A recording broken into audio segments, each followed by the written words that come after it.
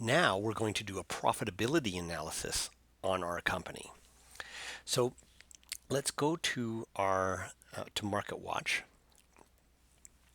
and then search for your company. Mine is ADM as an example, Archer Daniels Midland Company.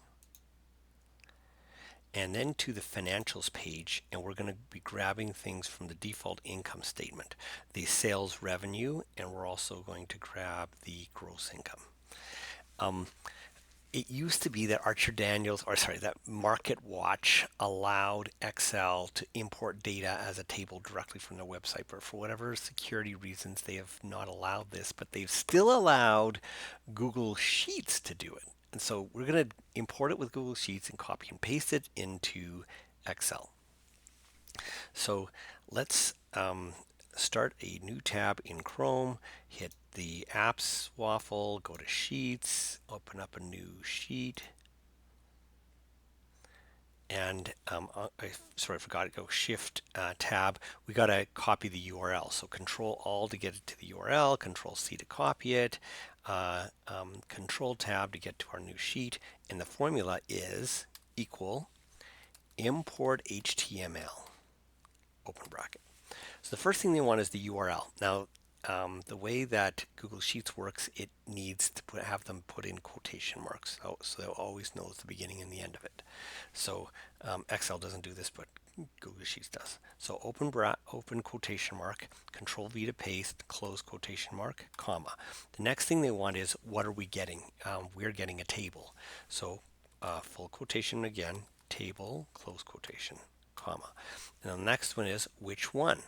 And I tried this out before. It's table 0, the first table in the page. So 0. And then close bracket, enter. Then it's thinking, it's loading. And here it is. Now, notice how in the A column it goes sales revenue, sales revenue. This is just kind of a weirdness that MarketWatch does, and it's going to mess up our spreadsheet. So I'm going to do my own sales revenue. Thank you very much. And then I'm going to do my own gross income. But let's get the data. So I'm going to grab the years, and on cell B1, hold down Shift, go down one, and grab all the sales revenue data from there and copy it. Then to go to Excel, another application, it's Alt Tab. Here's my Excel, and I'm going to put it into cell B2. B1 I'm going to have for the name of the company that I'm going to put it later, and B2 is the first data point. So it's special, so Alt E and then S, that's pasting special. And when we're pasting from another application, we get this kind of weird screen here. You won't see this when we paste from Excel special, but from another application we do. Go down to text and then enter. And then I'm going to write right now before I forget, I'm just going to put sales, and then I'm going to say it's in billions of dollars. And then the other one is gross income and is also billions of dollars. And make it go wide enough for this. It's Alt H, that's home, and then O for format cells, about 60% across, and then I is for autofill custom width, Alt HOI. Now let's go get the money, the amounts from the gross income. So Alt Tab to get back. It's down in line 10. There it is. Shift and go across to grab all the numbers. Control C, Alt Tab to go back, and then Alt E, and then go down to text, enter. So I brought them all in.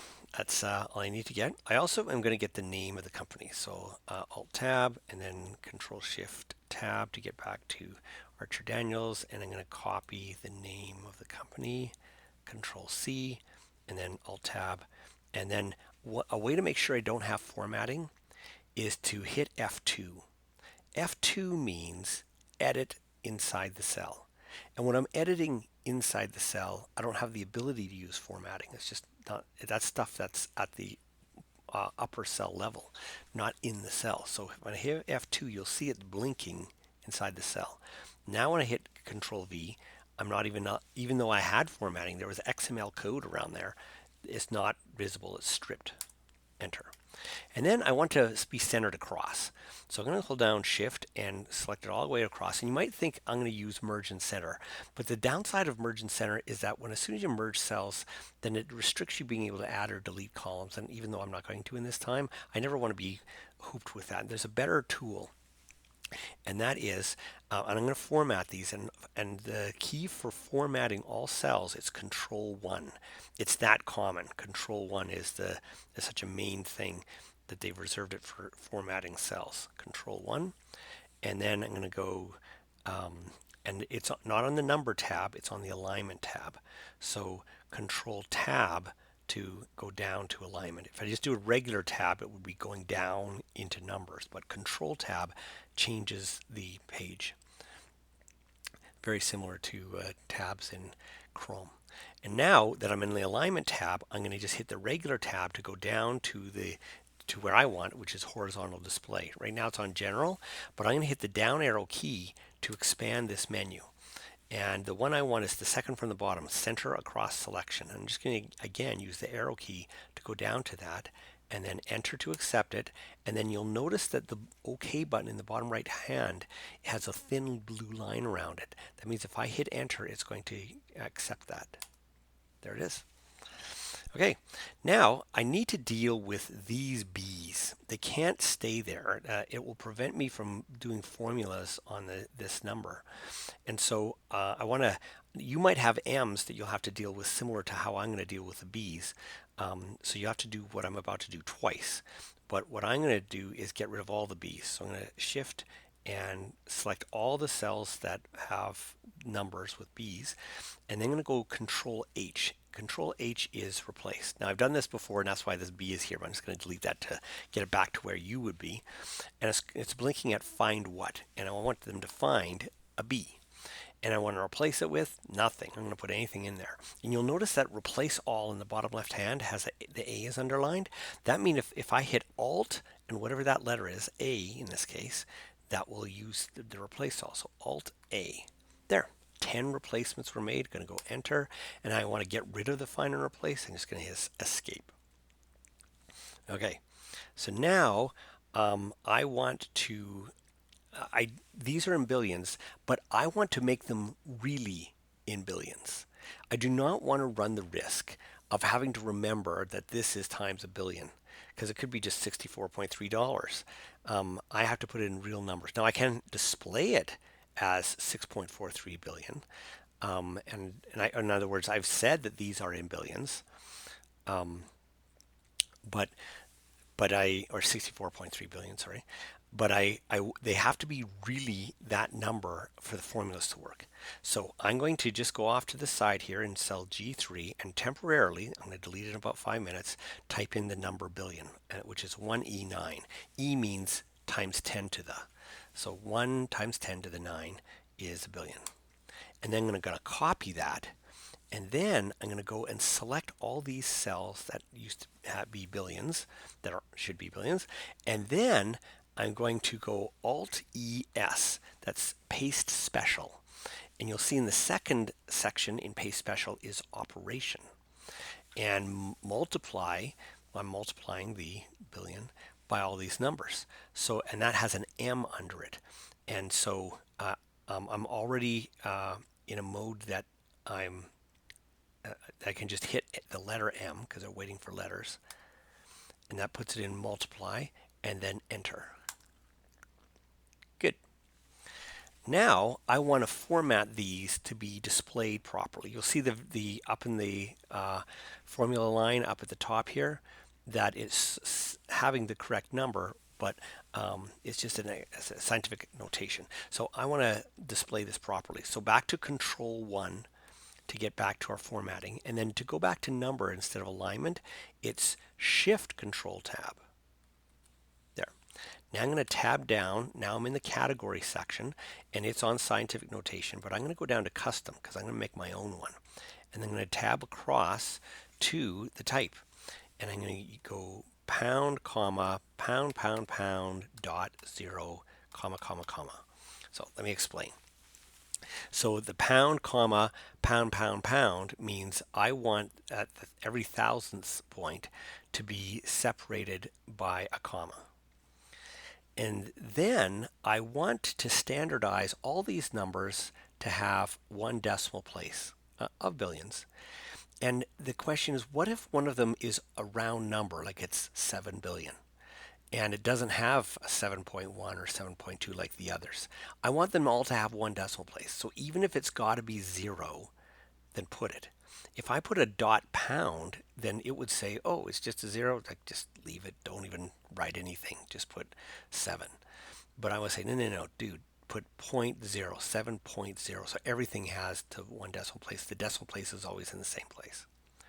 Now the 3 commas mean 1 comma is for every 3 zeros. So the first comma was in thousands, the second comma was in millions, and the third comma is in billions. So this is now displaying this as billions to me, even though the real number in the cell is the same. So look, if I go into cell B3 up at the top, it still says it's the same number, 64,300,000,000. Okay, now I can delete this 1 billion here. It's served its purpose. I don't need it anymore.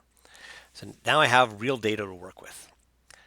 Now the next thing I want to get is the net profit margin. And this is the gross income divided by the revenue. So net profit margin. And this is the gross income, the one right above it, divided by the sales, the revenue. And I want this to be a percentage to 2 decimal places. So Control 1 and Tab and go down to percentage, and then 2 decimal places is the default, which I like. Enter. And then I'm going to autofill this across. So hold down Shift and select all the way across. And to autofill across, it's Control R. To autofill down, it's Control D for down. But across, they want this for row. Control R to autofill for row. There. And see, that's the same formula all the way across. Okay, that's the net profit margin. Then the next thing we want is the sales growth. And it's this wild formula, the sales from at the last sales and like in 2022 in our case, divided by the sales of the original one, 2018 in our case, all to the exponent of 1 over however many there are, which are, there's 1, 2, 3, 5, minus 1, that's the exponent, and then the whole thing minus 1. So the sales growth.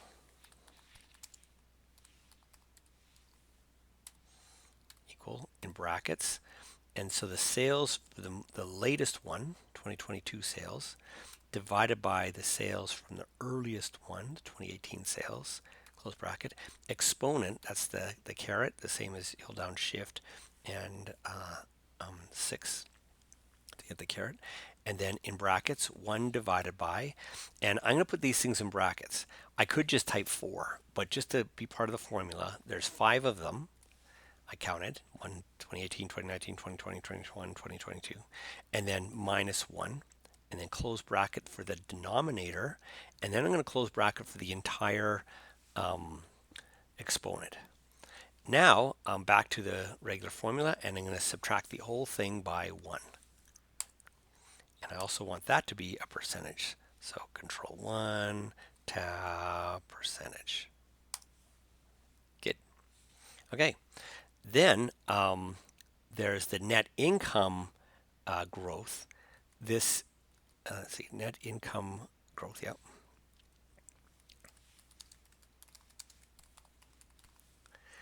And I'm going to make this wide enough, Alt-H-O-I. Okay, there we go. And I can autofill this down because this one, the net sales growth is looking on the sales line, line 3. This is line 4, so I can autofill it down. Hold down Shift, down 1, then let go of Shift, and then Control D, autofilled. Great.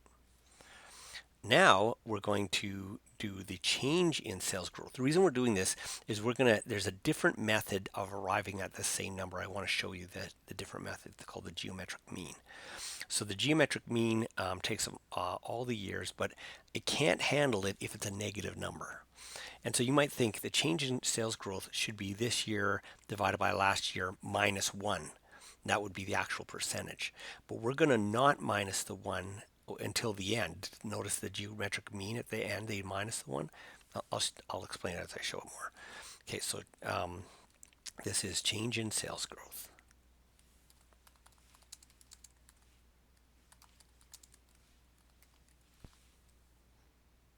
Oh, and I need to make this bigger again, Alt HOI there. And it's equal what it is this year divided by what it is last year, and not minus one. So if it was minus one, it would say be a 19% growth between this year to last year. But I need to keep the one there because what if it went down? Heaven forbid, but it could. And I can't autofill this backwards. So, but what I can do is I can copy it and then go to the left, hold down Shift, and do it end in 2019. I'm just going to do it wrong and end on this one to show you what will happen. It goes to value because it's like, I'm looking for the 2017. I'm not seeing it. Oh yeah, I don't have it. So we can't get it for that last one. So now you see here's one that goes down slightly, 64.7 down to 64.4. So that would have been a negative one, and that would have messed up the geometric mean formula.